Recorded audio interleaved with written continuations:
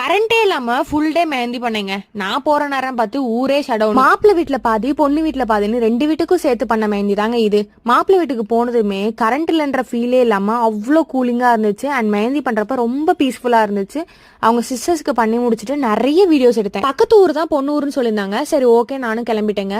Bride போனதுமே எனக்கு leg start பண்ணிடுங்கன்னு சொன்னாங்க. ஸோ சன்செட்ல லெக் பண்றப்ப பக்காவா இருந்துச்சுங்க டிசைன்ஸ் எல்லாமே. அவங்க ப்ரீமியம் பேக்கேஜ்ல தீம் பேஸ்ல சூஸ் பண்ணியிருந்தாங்க. ஸோ அவங்க என்ன டிசைன்ஸ் கேட்டாங்களோ அதை எக்ஸாக்டா நான் பண்ணி கொடுத்தேன். ஆனா என்ன கரண்ட் இல்லாம ஃபுல்லா பண்ணியிருந்தேன். என்னால ப்ராப்பரா வீடியோஸ் அண்ட் போட்டோஸ் எடுக்கவே முடியல. கரண்ட் இல்லன்றதுக்காக என்னோட டிசைன்ஸ்ல நான் காம்ப்ரமைஸ் பண்ணலங்க. என்னால எவ்வளவு எக்ஸாக்டா பண்ண முடியுமோ அவ்வளவு அழகா பிரிட்டியா பண்ணி கொடுத்துருந்தேன். என்னதான் அவ்வளவு நேரம் உட்காந்து அழகா மெஹந்தி பண்ணியிருந்தாலும் அதை கேப்சர் பண்ண முடியலன்ற வருத்தத்துல நான் அங்கிருந்து கிளம்பினேன். ஆனா நெக்ஸ்ட் டே பிரைடே எனக்கு போட்டோ ஷேர் பண்ணிட்டு ஸ்டெயின் நல்லா இருக்குன்னு சொன்னாங்க. அதை பாக்குறப்ப எனக்கு அவ்வளவு சந்தோஷமா இருந்துச்சு. ஸ்டெயின் பிக் எல்லாமே நான் போஸ்ட் பண்றேன். இந்த மாதிரி மினி விளாக்ஸ் பாக்குறதுக்கு என்ன மறக்காம ஃபாலோ பண்ணிக்கோங்க. Until then Tata.